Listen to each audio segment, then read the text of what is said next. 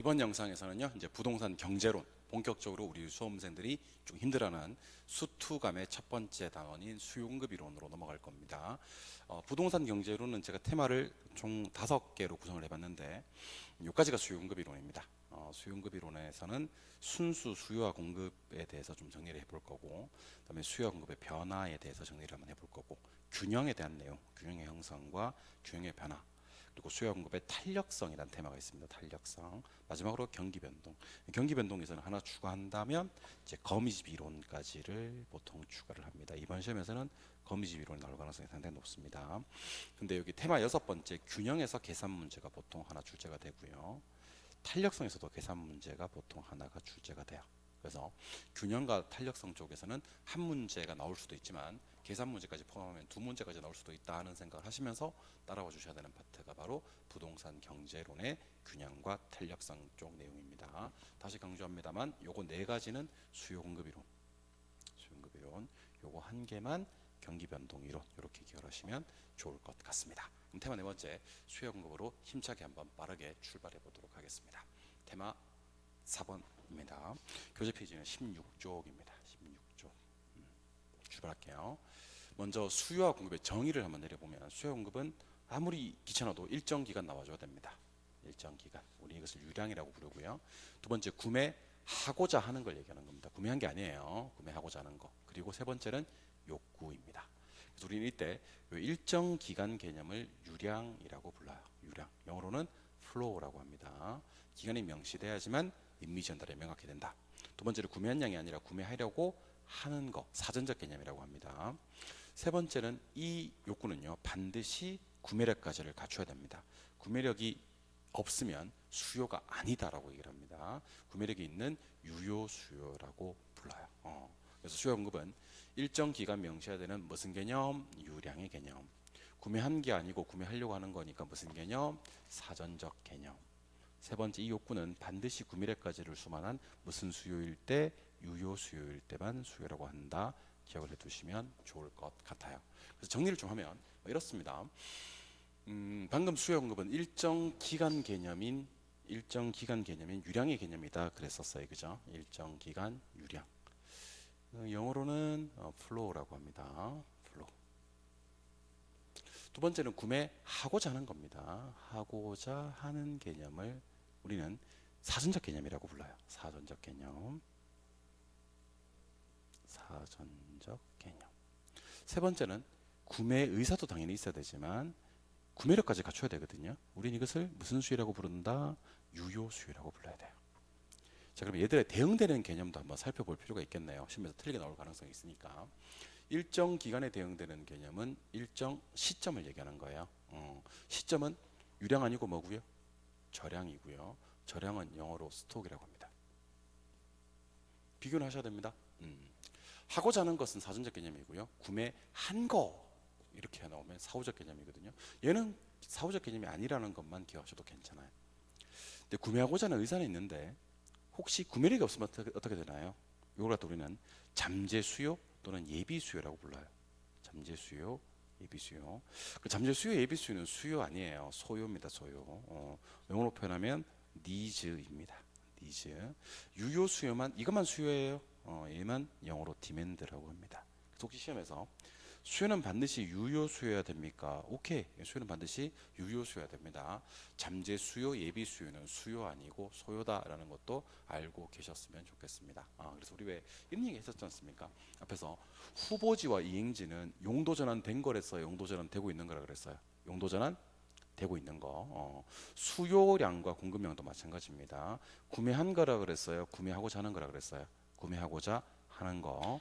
공급량도 매도한 거라 그랬어요. 매도하고자 하는 거라 그랬어요. 매도하고자 하는 거. 그래서 후보지와 이행지는요, 용도 전환되고 있는데, 수요량이랑 공급량이란 것은요, 구매하려고 하고 있는데, 판매하려고 하고 있는데, 항상 하려고 하고 있는데를 기억하시는 겁니다. 후보지 이행지는 용도 전환되고 있는데, 수요량과 공급량은 구매하려고 판매하려고 하고 있는데 실제로 구매한 양, 판매한 양이 아니라는 것을 기억하셔야 됩니다. 이 중에서는 뭐니 해도 기간 개념인 유량 개념과 시점 개념인 저량 개념을 구분하는 게 제일 중요합니다. 그래서 지금부터 일정 기간 유량 개념과 일정 시점 절량 개념을 비교할 건데, 유량은 기간을 명시하지 나와야 되는 개념이기 때문에 임대료 지대, 벌고 쓰고, 소득, 급여, 임금, 소비, 지출, 지출 같은 거, 그다음에 주택 거래량, 국민 총생산, 신규 주택 공급량, 이런 것들 전부 다 유량이고요. 혹시 좀 이따 우리가 절량이라고 배우는 것들 뒤에 변동이나 변동분을 붙여버리면 예외 없이 유량으로 갑니다. 이거 하나 따로 기억하세요. 변동이나 변동분으로 끝나는 놈들은 예외 없이 뭐로 간다? 유량으로 간다. 절량은 암기할 겁니다. 어떻게 암기할 거냐면 제자가, 보통, 달인, 이렇게 암기합니다. 저한테 부동산학 개론을 배우신 분들은 제자가 보통 달인이 돼요. 근데 어디 있는 제자가? 저기 있는 제자가, 저 제자가 보통 달인, 저 제자가 보통 달인 하시면 됩니다. 그래서 앞으로 공부하실 때 저 제자가 보통 달인 절량이고요. 나머지는 다 유량입니다. 제자가 보통 달인 하신 다음에 꼭 두 번째 글자까지는 가야 돼. 저 절량에는 재고, 자산과 자본과 부채 합인가 알고 계시죠? 가치, 가격, 지가 하셔도 괜찮아요. 보급률, 통화량, 단기, 인구. 저 제자가 보통 달인, 저 제자가 보통 달인을 기억해 주시는 겁니다. 유량 공급은 일정 기간에 공급되는 거예요. 신규로. 유량 수요는 일정 기간에 보유하려고 하는 거고요. 절량 공급은 일정 시점에 존재하는 거고요. 절량 수요는 일정 시점에서 보유하려고 하는 겁니다. 그래서 나머지는 다 집어치우더라도 유량 공급하고요, 절량 공급하고는 반드시 비교 정리를 하셔야 되거든요. 유량 공급은 일정 기간에 공급되는 거지만 절량 공급은 일정 시점에 공급되는 게 아닙니다. 시점에 존재하는 거, 이렇게 얘기를 해야 됩니다. 공급되는 거 그러면 틀려요. 시점에 존재하는 재고주택의 량을 얘기하는 겁니다. 그래서 문제 풀다가 이렇게 단어들이 나왔을 때 연습을 좀 하셔야 돼. 제자가 보통 달인 맞아요? 절량. 제자가 보통 달인 맞아요? 절량. 안제자가 보통 달인입니다. 유량. 제자가 보통 달인 맞아요? 절량. 안제자가 보통 달인입니다. 유량. 이거 전부 다 제자가 보통 달인이 아닙니다. 유량인데 이건 제자가 보통 달인이 맞아요. 절량. 안제자가 보통 달인, 유량. 안제자가 보통 달인, 유량. 자, 제사는 절량이 맞거든요. 제산 뒤에 변동이나 변동분이 나와요. 요거는 유량으로 바뀝니다. 그래서 몇 가지 소개드리면, 인구는 절량이지만 인구 변동분은 유량이에요. 재고는 절량이지만 재고 변동은 유량입니다. 끝날 때 변동이나 변동분으로 끝나는 놈들은 싹 다 유량, 따로 하나 기억하시자 그랬습니다. 생산량 유량이고요. 유량 공급은 일정 기간에 공급되는 게 맞지만 절량 공급은 요거 따로 기억하셔야 됩니다. 일정 시점에 존재하는 거 따로 기억하셔야 됩니다. 여기서는 제자가 보통 달인이 인구밖에 없고요. 여기서는 제자가 보통 달인이 단기하고 자산이 있습니다. 제가 동그라미 친 것들은 제자가 보통 달인으로 가면서 절량으로 가고, 동그라미 안 친 것들은 안제자가 보통 달인이니까 유량으로 가는 겁니다. 이해하셨습니까? 제자가 보통 달인, 절량, 안제자가 보통 달인, 유량, 이렇게 공부하시는 거예요. 그리고 예제 문제 하나만 좀 풀어보도록 할게요. 예제 문제입니다. 자, 가자. 현재 주택이 7,000채 존재한다. 그러면 여러분들 현재 존재하고 있는 요 7,000개 있죠. 요거는 절량으로 봐야 됩니다. 절량 공급이 7,000개다 이렇게 봐야 됩니다. 그리고 그 중에서 300채가 공가, 그럼 300개 빼줘야 됩니다. 6,700개가 시점에서 존재하고 있는 절량의 수요량으로 봐야 됩니다. 그래서 문제 풀다가 현재 존재하고 있는 양, 그러면 절량의 공급량으로 보는 거고요. 공가 상태에 있는 걸 빼면 수요된 게 나옵니다. 6,700개가 절량의 수요량 하시면 됩니다. 이번에는 1년 동안 신규로 건설된 5,000개 보이시죠? 여기 이제 우리가 유량 공급으로 봐야 됩니다. 5,000개. 그중에도 500개를 빼야 됩니다. 미분양된 거니까. 그러면 빼면 4,500개가 유량의 수요량이 되는 겁니다. 그래서 문제 푸시다가 유량 공급, 유량 수요, 절량 공급, 절량 수요는 어떻게 판단하시냐면요. 순서를 좀 바꿔볼까요? 1년 동안 신규로 건설 유량 공급, 미분양된 거 빼면 유량 수요. 현재 존재하고 있는 거 절량 공급, 공가 상태에 있는 거 빼면 절량 수요, 이렇게 이해하시면 되는 겁니다. 이해하셨죠? 정리를 하셔야 되고요. 두 번째 문제 한번 풀어보겠습니다. 절량 경제 변수에 해당되는 거, 작년에 나왔던 35회 때 나왔던 그런 문제인데요. 절량의 경제 변수에 해당되는 것은 일단 한번 써볼게요. 첫 번째 글자라도 제자가 보통 달인, 이렇게 보시면 됩니다. 제자가 보통 달인. 쟤는 재고, 자는 자산, 가는 가치, 보는 보급률, 통은 통화량, 다는 단기, 이는 인구, 이렇게 보거든요. 제자가 보통 달인 보이시죠? 제자가 보통 달인은 절량이에요. 절량. 나머지는 다 유량이에요. 여기서 제자가 보통 달인을 찾는데 이거밖에 없어요. 답은 1번. 그래서 10초 컷이 가능해야 되는 그런 문제고요. 옆에 있는 애들은 전부 다 안제자가 보통 달인이니까 유량으로 가는 겁니다. 저량 경제 변수가 된다는 거 답은 1번. 이렇게 문제를 풀다 보면요, 서비스로 한 문제 주는 문제 얼마든지 존재할 수 있으니까요, 풀 수 있어야 될 것 같습니다. 이해하셨죠? 예, 오케이. 이번에는 법칙인데, 여러분들 법칙은 PQ의 관계거든요. PQ. 그러니까 항상 순서가 중요합니다. 순서가 가격이 먼저 나와야 됩니다. 가격이 먼저 나와야 되고 양이 뒤에 나와야 되는 겁니다. 물론 양 뒤에 D를 붙이면 수요량이 되고요, S를 붙이면 공급량이 되는 겁니다. PQ. 가격이 먼저 나오고 양의 관계를 따지는 게 수요 법칙, 공급 법칙인데, 먼저 수요 법칙은 누구와 누구의 관계를 따지는 거고, 공급 법칙은 누구와 누구의 관계를 따지는 겁니까? 이건 모르시면 정말 큰일 나는 겁니다, 여러분들. 아니 어떻게 수요 공급 법칙을 모르고 수요 공급 이론을 공부한단 말입니까? 그죠? 앞에 누가 나와야 된다고요? 가격이 나오고 수요량이 나와야 됩니다. 앞에 뭐가 먼저 나오고, 가격이 먼저 나오고 공급량이 나와야 됩니다. 순서가 중요하다 그랬습니다. 자, 그러면 가격이 상승하면 수요량은 감소하고요, 가격이 하락하면 수요량은 증가되거든요. 비싸면 안 사고요, 싸면 사거든요. PQ가 반대로 움직여야 됩니다. 가격과 수요량 사이의 관계를 우리는 그래서 반비례 관계라고 부르고요, 역 마이너스 관계라 부르고요, 그래프에 표시하면 우하향하는 모양이 나옵니다. 수요곡선 어떤 모양입니까? 그럼 이렇게 그리시면 돼요. 우하향. 공급자들은 안 그렇습니다. 가격이 상승하면 공급량이 증가되고요, 가격이 하락하면 공급량이 감소됩니다. 돈 되면 팔고 돈 안 되면 안 팔고 그렇거든요. 그러니까 비싸면 안 사고 싸면 사는 게 수요 법칙이고요, 돈 되면 팔고 돈 안 되면 안 파는 게 공급 법칙입니다. 가격과 공급량은 반대로 움직이지 않고 같은 방향으로 움직이죠. 이거 비례 관계라 그래요. 한 글자로는 정, 부호로 플러스, 그래프상에 표시하면 공급 곡선은 우상향 이렇게 얘기를 합니다. 그래서 우하향은 수요 곡선이고요, 우상향은 공급 곡선이다, 이렇게 기억을 하시면 되는 겁니다. 이해하셨죠? 근데 혹시 QP의 관계는 뭐냐? QP의 관계는 균형 이동을 얘기하는 거거든요. 자, 보세요. 수요가 증가되면 어떤 일이 발생할까? 수요가 감소되면 어떤 일이 발생을 할까? 뭐가요? 가격이요. 이건 법칙이 아니에요. 공급이 증가되면 어떤 일이 발생을 할까? 공급이 감소되면 어떤 일이 발생을 할까요? 법칙이 아니에요. 법칙은 앞에 무조건 가격이 먼저 나와야 됩니다. 그럼 가격이 어떻게 될까? 요거는 이제 뭐 나중에 그래프를 그리면 알게 되는데, 편안하게 보세요. 그냥 세로축은 가격이고 가로축이 양입니다. 세로축이 가격이고 가로축이 양입니다. 우하향은 수요 곡선, 우상향은 공급 곡선 만나는 점의 균형입니다. 그래서 여기서 생략되어 있는 말은 균형 상태에서 수요가 증가했다, 이게 수요 곡선이거든요. 이렇게 이동합니다. 여기 있던 균형점 여기 찍히기 때문에 수요가 증가되면 가격은 상승하고 양은 증가됩니다. 그래서 가격은 상승한다 이렇게 하셔야 됩니다. 수요가 감소되면요, 가격은 하락합니다. 이유는 수요가 감소되면 수요 곡선이 이렇게 가기 때문에 수요가 왼쪽으로 가거든요. 가격은 하락한다. 그래서 비례네? 비례예요.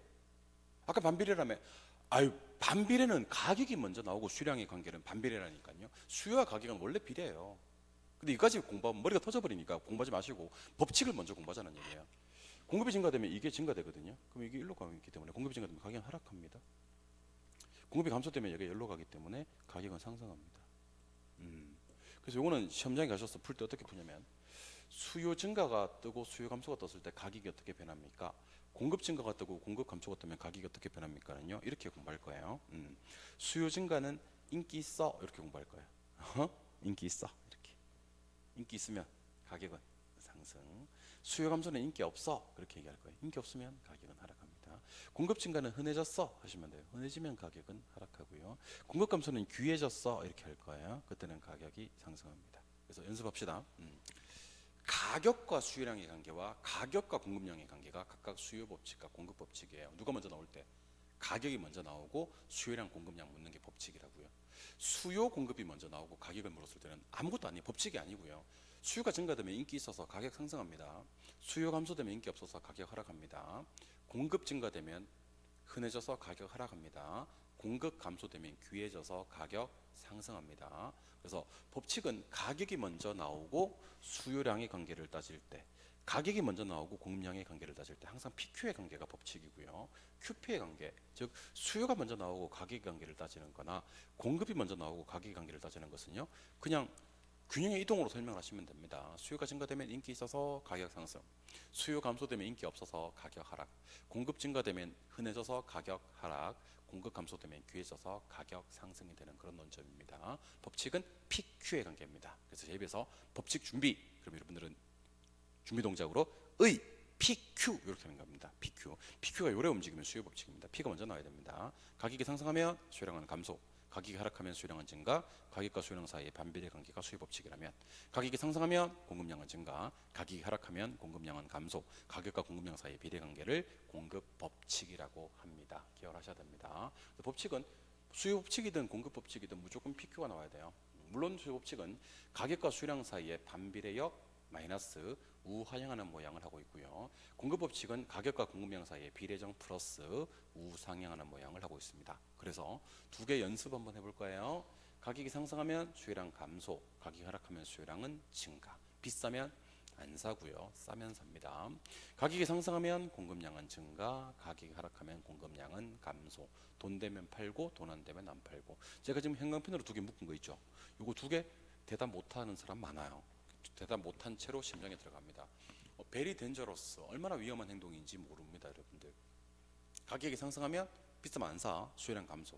가격이 하락하면 싸면 사야지, 수요량 증가. 수요 법칙이에요. 반대로 움직여요. 가격이 상승하면 공급량 증가, 돈 되면 팔아야지. 가격 하락하면 공급량 감소, 돈 안 되면 안 파는 거지. 가격과 공급량 사이의 비례 관계를 공급 법칙이라고 합니다. 수요 법칙과 공급 법칙 반드시 기억을 하셔야 됩니다. 이해하셨죠? 이번 테마는 이렇게 좀 깔끔하게 가볍게 좀 끝낼 건데, 잠깐 그래도 우리 요거는 알고 계셔야 됩니다.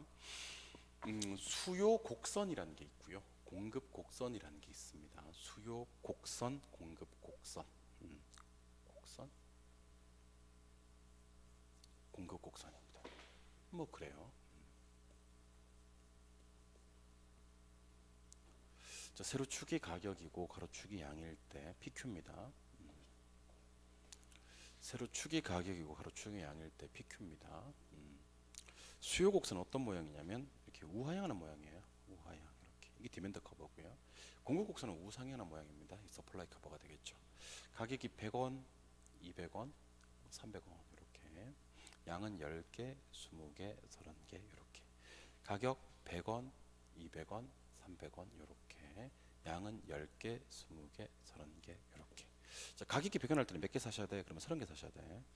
200원 할 때는 20개 사셔야 되고요. 300원 할 때는 10개 사셔야 됩니다. 이게 먼저 움직여야 됩니다. 항상 PQ의 법칙은 가격과 수요량 사이 반비례 우하향은 반비례를 얘기하는 거예요.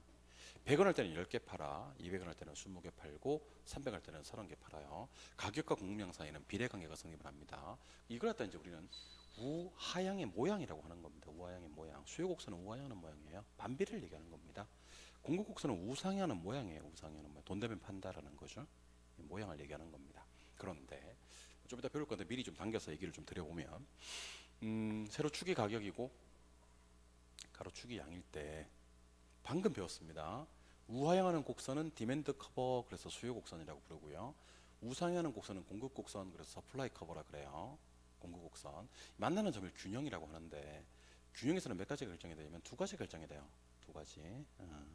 첫 번째, 균형에서 결정되는 가격이 있고요, 균형에서 결정되는 양이 있습니다. 우리는 이걸 이름하여 균형 가격과 균형 양 이렇게 얘기를 합니다. 이때 가격이 100원 할 수 있고 200원 할 수 있고 300원 할 수 있거든. 양이 10개일 수 있고 20개 할 수 있고 30개 할 수 있거든. 근데 가격이 200원에서 300원 되는 과정과 200원에서 100이 되는 과정을 뭐라고 부르고, 양이 20개에서 30개 되는 과정과 20개에서 10개 되는 과정을 뭐라고 부르는지를 알려드릴 거예요. 가격은요, 상승 하락이라는 표현을 써요. 가격은 어떤 표현을 쓴다고요? 상승 하락. 200이 300 되면 가격 상승, 200이 100 되면 가격 하락 이렇게 얘기를 합니다. 양이 20에서 30 되면 양 증가, 20에서 10 되면 양 감소라는 표현을 씁니다. 그래서 지금 이 시간부터는요, 가격은 세로축을 담당하고 어떻게 읽는다? 상승 하락이라고 읽는다는 것을 꼭 기억하셔야 됩니다. 요게 가격 상승, 요게 가격 하락. 양은 가로축, 좌우를 담당하고요. 오른쪽 가면 양 증가, 왼쪽 가면 양 감소. 양은 증가 감소를 담당한다는 것을 기억해 주셔야 되는 겁니다. 이해하셨죠? 그래서 가격은 아무리 마음이 급해도 증가했다 감소했다로 표현하지는 않습니다. 국어적으로는 엄밀히 말하면 잘못된 말이에요. 가격은 상승 하락 이렇게 얘기를 합니다. 상승 하락. 양은 우측 가면 무조건 증가, 좌측 가면 무조건 감소해요. 증가 감소라고 얘기를 합니다. 증가 감소. 그래서 제가 좀 보여드릴게. 여기 있던 균형점이 잘 있다가 여기로 갔어요. 그러면 가격은 상승하고 양은 증가된 거예요. 가격은 위에 있으니까 상승, 양은 오른쪽에 있으니까 증가. 여기로 가면요, 가격 하락의 양 증가가 된 거예요. 가격은 하락, 양은 증가. 얘가 여기로 가면 가격 하락의 양 감소된 거예요. 가격 하락의 양 감소. 얘가 여기로 가면 가격 상승의 양 감소가 된 거예요. 가격 상승의 양 감소. 얘가 여기로 가면요, 가격 불변의 양만 증가된 거예요. 가격은 위도 아래도 가지 않았기 때문에 가격 불변의 양 증가. 얘가 여기 있다가 여기로 가면 가격 하락의 양 불변. 하락의 양 불변. 얘가 여기로 가면 가격 불변의 양 감소. 가격은 불변 양 감소. 얘가 여기로 가면 가격 상승의 양 불변이라고 합니다. 그래서 여러분들 심심할 때 가운데다 점을 찍어 놓고 이걸 균형이라고 생각하세요. 그리고 1번 이동과 2번 이동과 3번 이동과 4번 이동과 5번 이동, 6번, 그리고 7번, 8번 정도 이동이 있을 수가 있다는 얘기입니다. 그래서 시험에서 균형이 이동되는 경우의 수는 총 몇 개? 8개밖에 없어요. 8개가 경우의 수 전부입니다. 이걸 읽을 수 있어야 돼요. 균형이 어떻게 이동되는지.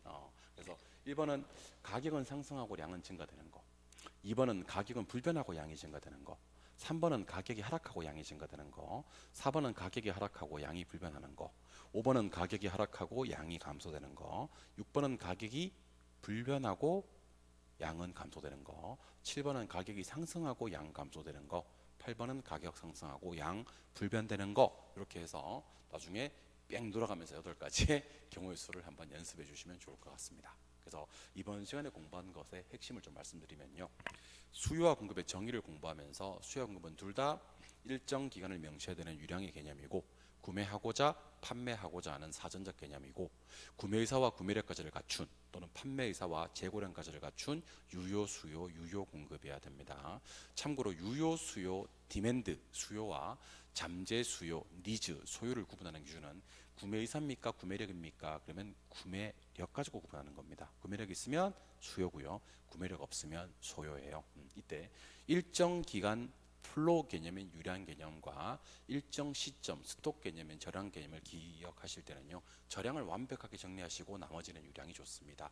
저 제자가 보통 달인 저량에는 재고, 자산, 가치, 보급률, 통화량, 단기, 인구가 있고요. 나머지는 다 유량인데, 방금 제가 말씀드렸던 제자가 보통 달인 뒤에다가 변동이나 변동분을 붙이면 유량이 됩니다. 일정 기간에 공급되는 건 유량 공급이고요, 일정 기간 보유하려고 하는 건 유량 수요예요. 일정 시점에 조심하자 그랬죠? 존재하는 게 저량 공급이고요, 일정 시점에 보유하려고 하는 것은 저량 수요가 됩니다. 이거는 예상 문제를 통해서 완벽하게 좀 정리하셔야 되는데, 현재 존재하고 있는 건 저량 공급, 공가 상태에 있는 거 빼면 저량 수요, 1년 동안 신규로 건설된 건 유량 공급, 미분양된 거 빼면 유량 수요, 이렇게 처리하는 거 기억을 하셔야 됩니다. 법칙은 PQ의 관계를 얘기하는 겁니다.